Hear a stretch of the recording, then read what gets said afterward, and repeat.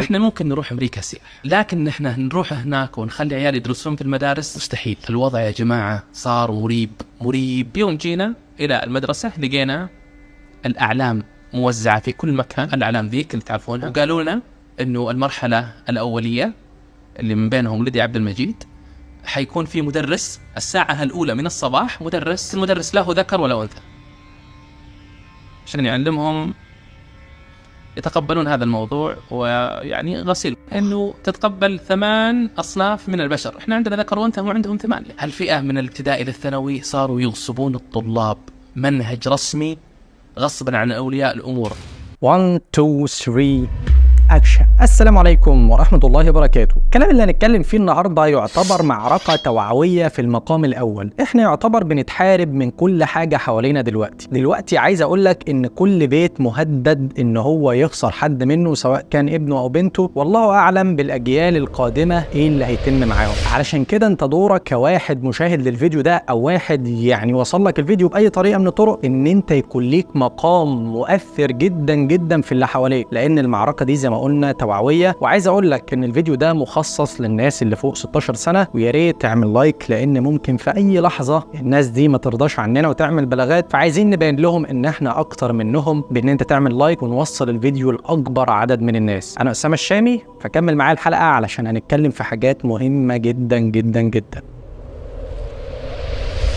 مبدئيا يا صديقي خلينا متفقين على مصطلح هنستخدمه طول الحلقة علشان الحلقة ما تتحذفش في أي لحظة، وهو فكرة إن احنا نستخدم مصطلح ألوان بدل المصطلح اللي احنا كلنا عارفينه اللي هو مجتمع الميم. عايز أقول لك إن أمريكا أصلا اللي هي تعتبر قوتها الاقتصادية والسياسية اللي تخليها بكل سهولة جدا إن هي تروج لفكرة معينة أو معتقد معين، وده بالظبط اللي هم بيلجأوا له دلوقتي فيما يسمى غسيل الدماغ. أنا خلاص بغسل مخك علشان أرسخ فكرة معينة في دماغك علشان المجتمع كله يشوفها ان هي عادي في يوم من الايام. عايز ارجع بيك كده بالزمن للحرب العالميه الاولى والحرب العالميه الثانيه، اللي يعتبر امريكا فقدت فيهم ملايين من البشر اللي هم معظمهم كانوا رجال. وبالتالي انت دلوقتي خلاص لما لقيت ان العدد قل والثروات اللي كانت موجوده في البلد في الوقت ده اتقسمت على عدد قليل، فده رسخ في عقول التجار وعقول الحكومات ان خلاص طالما العدد قل انا هبقى مستفيد اكتر. وده اللي خلاهم يتجهوا الى نظريه المؤامره، ان الماسونيه في المقام الاول بتحاول ترسخ الفكره دي في عقولهم، وهي ان انا الجا لفكره المليار الذهبي. طب ايه هو المليار الذهبي؟ المليار الذهبي بكل بساطه يا صديقي ان انا عايز ال8 مليار اللي موجودين على الكره الارضيه كلهم، واحد هو اللي يستحق الثروات اللي موجوده على الارض بالكامل، من بترول، من معادن، من الى اخره. وبالتالي احنا هنحاول نعمل كل حاجه علشان نوصل للنقطه دي. فطبعا هتسال نفسك انا دلوقتي هقتلهم مثلا، او هجيب ال8 او ال7 مليار التانيين دول وادبحهم علنا كده واخلي مليار واحد هو المستفيد؟ لا طبعا، لان ده بيتعارض مع حقوق الانسان اللي هم بيؤمنوا بيها. وبالتالي احنا ما شفناهاش اصلا في الابادات الجماعيه اللي حصلت مع اخواننا في السودان وفي فلسطين. فبالتالي فكره ان انا اقتلهم ده فكره مستبعده، لكن انا ممكن احاربهم بحرب عالميه ثالثه، ان انا انشر وعي وافكار مختلفه، فبالتالي اخلي الناس تخسر عدد، اخلي فكره الانجاب دي محدوده، اخلي مفيش رجال بتظهر تاني والعدد يفضل يقل، ويبقى احنا كده حققنا المؤامره والنظريه اللي احنا عايزين نوصل لها، نظريه المليار الذهبي. ومن ضمن السياسات والافكار اللي انا عايز اعملها دلوقتي بقى علشان اقلل الانجاب، ان انا هنشر مصطلح العزوبيه. مصطلح العزوبيه ده بكل بساطه ان انا شخص اعيش وحيد، ابعد عن فكره ان انا ارتبط بجنس اخر، اكون اسره، وده طبعا عن طريق الزواج اللي كلنا عارفينه. وللاسف هم قدروا بمسلسلاتهم وافلامهم اللي بينشروها ان فكره ان انت تكون شخص اعزب ده حاجه كويسه جدا، وهتنور رضا نفسك وتعمل الحاجات اللي انت عايزها في اي وقت بعيدا عن قيود الزواج. لكن ده طبعا بيتعارض مع كلام النبي صلى الله عليه وسلم: تناكحوا تكاثروا فإني مباهم بكم الأمم يوم القيامة. يعني عددنا ده، كونك ان انت تتزوج، تبني بيت مسلم، بيت على فطرة سليمة، يبقى عندك ذرية صالحة تكمل بعدك، هنبقى أمة النبي صلى الله عليه وسلم أمة كبيرة جدا، وإن شاء الله نكون في الجنة كلنا. لكن هم بيحاولوا يهدموا النقطة دي عن طريق ان هو يرسخ في عقلك كونك وحيد، دي حاجة كويسة. وطبعا هاجي بقى في الأفلام بتاعتي أو في الإعلانات أو إلى آخره هقول لك ان الزواج ده يعتبر معضله كبيره جدا. شوف المشكله دي، شوف ويبقى التسليط الاكبر على المشاكل، وخلي دماغك تبعد خالص عن فكره الانجاب او ان انت تكون اسره مسلمه سليمه. والسياسه الثانيه اللي بيستخدموها ان انا هحدد النسل عن طريق ان الام تعمل اجهاض لو حملت في طفل معين، او عن طريق موانع الحمل. وطبعا الموضوع ده كان موجود في امريكا، لكن كان محرم بصوره تامه. لكن حاولوا ان هم يجبروا الكهنه اللي في الكنائس ورجال الدين عندهم ان هم يقننوا حاجه زي دي وان تكون حاجه عاديه، بعد ما كانوا بيقولوا ان انت تزهق روح طفل صغير دي جريمه تعاقب عليها، الى وضع عادي جدا ان الام تجهض طفل، ان الموضوع وصل بصوره عاديه. خلاص انا مش عايز يبقى عندي طفل، او انا جبت طفل زياده فبالتالي مش هقدر اكله واشربه فخلاص اقتله. And the principle the church is upholding here simply is it's never right to take an innocent life, no matter how that child has been conceived. او الام مثلا حملت بعد ما عملوا اللي هم عايزينه وخدوا المتعه اللي هم عايزينها في حياتهم، لكن نزهق روح طفل عادي. ودي كانت السياسه الثانيه اللي بيستخدموها. ثالث سياسه ان انا هاجي في كل الاعلانات ان انا اعمل لك اعلانات ضخمه بقى على ان الواحده تحافظ على جسمها، وان الحمل بيأثر على جسم المراه بصوره تامه، وان لو حملت هي ممكن تخسر شكلها ووزنها ومش عارف ايه، فبالتالي خلاص انا مش هخلف، انا مش هتجوز، واعيش بصوره بما يسمى تحت فكر النسويه المتشدده. فده طبعا من ضمن السياسات اللي للاسف بيستخدموها في ترويج الفكره بتاعتهم. وطبعا السياسات اللي هم بيستخدموها دي، سواء ان هو بيظهرها لك على كل البلاتفورمز او على كل المنصات اللي بتعرض لك افلام زي نتفليكس او الى اخره، ده طبعا بيكون مدفوع له ملايين الدولارات علشان يوصل الفكر ده. الناس دي كل شغلهم الشاغل ان هو يحاربك. انا مش ماشي بنظريه المؤامره تماما يعني، لكن الحاجات دي فعلا ملموسه، احنا ممكن نربطها بالحاجات اللي بيعملوها. اللي يخلي واحد مثلا في امريكا او رجل معين، رجل اعمال، يدفع ملايين الدولارات علشان ينتج لك فيلم كرتون، في حين ان الايرادات دي كلها او الحصص دي كلها بتخش لشركه ديزني في الاخر، الا لو كان هو بيروج لفكره معينه، او الاجتماعات اللي هم بيعملوها السريه دي عايزين يطلعوا من وراها بحاجه تهدم البشريه ويفضل المليار الذهبي اللي هم عايزينه. واخر سياسه اللي هي اصلا موضوع حلقتنا النهارده، ان انا اظهر الالوان بين الناس بصوره طبيعيه جدا، ان يكون كل بيت يألف الموضوع عادي بقى، خلاص دي مثليه جنسيه، دي عادي شيء مألوف جدا، وان الطفل يظهر له اصلا حاجات بتروج الحاجات دي للاسف، زي ما شفنا في فيديوهات مشهوره على النت ان اب وام كانوا بيحكوا عن تجربه مع طفلهم الصغير لما كان بيلعب لعبه، وكل ما يبعدوا عنه ان الولد يظهر له اعلانات للاسف بتروج لفكر الالوان ده ومجتمع الميم. فبالتالي لما اكتشفوا الموضوع ده عرفوا ان الاطفال بيحاول يوجهوهم لتوجيهات للاسف قذره جدا جدا جدا، لان الطفل مولود على فطره سليمه جدا. فانا كوني ان انا اهدم ثوابت الطفل ده والعب في عقليته، لان هو لسه ما عندوش الادراك الكافي اللي هو يفهم بيه، فبالتالي سهل قوي ان انا اسيطر عليه. وده اللي بيعمله شركات ديزني دلوقتي. شركات ديزني انا هتكلم عنها بصوره مباشره. شركات ديزني دلوقتي كل شغلها الشاغل في الفتره الاخيره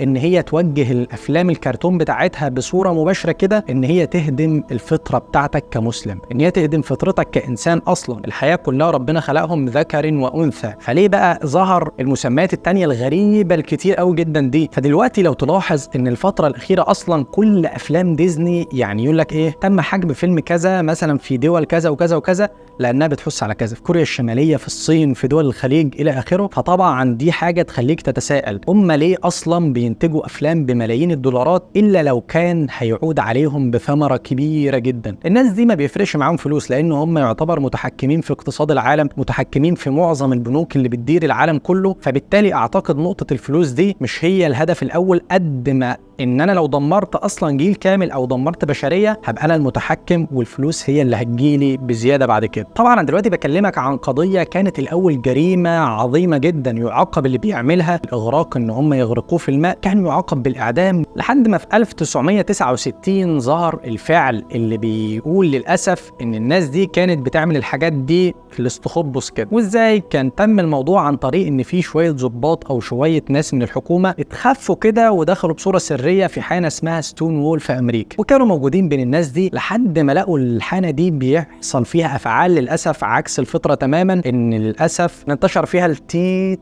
بصوره كبيره جدا، لان الحنة في الوقت ده هي اللي كانت بتقنن الوضع ده، ان لو واحد عايز يعمل اي حاجه من الحاجات المحرمه دي كان يخش يعملها عادي. والكلام ده صديقي كان موجود في شهر 6. شهر 6 اللي هو يعتبر دلوقتي للاسف بتلاحظ كل الشركات بتنزل دعم للناس ده، ان هو يوم الفخر العالمي، اليوم الفخر اللي الناس بتعتز بيه ان ظهرت حاجه زي كده، علشان شركات عالميه زي الكوكاكولا، بيبسي الى اخره يدعموا الناس العبيطه دي ويحطوا لوجوهاتهم على الصوره بتاعتهم. فطبعا فكره ان انا افخر باليوم ده كانت موجود من بعد الحادثه دي بسنه، اللي هي 1970 في شهر 6، علشان كل الناس تخرج تأيد الناس اللي اتمسكت في السنه اللي قبلهم دي، ان يقولوا الناس دي ما غلطتش، الناس دي عندها ميول كده ولازم نقبلهم ودي حريه والكلام ده كله. فطبعا استمر الموضوع، وكان فيه بقى طبعا اشتباكات وحالات عنف علشان الموضوع يفضل مستمر طول الشهر خلال السنه. فبالتالي الموضوع اصبح للحكومات شيء مرهق لحد ما وصل لمجموعه ناشطين سياسيين. وهنا الناشطين السياسيين طبعا حاولوا ان هم يتقربوا الى اوباما. طبعا احنا ممكن نديك اصواتنا، احنا معانا طائفه كبيره قوي عندهم نفس المعتقد ده، كلهم هينتخبوك. وبالفعل ينتخبوا اوباما يقعد على كرسي الرئاسه، ومنه اوباما يرد لهم الجميل ان هو يوافق ان الذكر يتجوز ذكر والانثى تتجوز انثى، والموضوع بقى مقنن عادي في 2015، والموضوع بيس وكل الناس عادي. واللي يقول عكس كده انت تعتبر بتنتهك حريتهم، انت انسان مخالف للفطره يا ولد. لكن انا عايز اخدك كده على جنب صغير. انت متخيل بعد ما كان فكره الشذوذ دي بتتمثل في LGBT، اللي هي يعتبر بنت مع بنت ليسبيان، والجي اللي هي ذكر مع ذكر، والبي اللي هو مش فارق معاه ذكر او انثى بايسكشوال، وطبعا الاخير اللي هو المتحول جنسيا عموما عن طريق عمليه. زاد على LGBT الكيو اللي هو بيسال الطفل لما بيطلع كده: ايه يا حبيبي انت ميولك الجنسيه ايه؟ انا مش عارف والله، مش عارف، انا كنت ميولي للذكر والانثى. فيسيبوه يبقى ليه حريه الاختيار. لدرجه ان الموضوع وصل دلوقتي ان ممكن لو ولد صغير مثلا قال انا ميولي كذا، ان الاباء اصلا ما تعترضش على ابنهم. انت متخيل ثقافه الناس دي وصلت لحد فين؟ الموضوع بقى مريب جدا، وحرفيا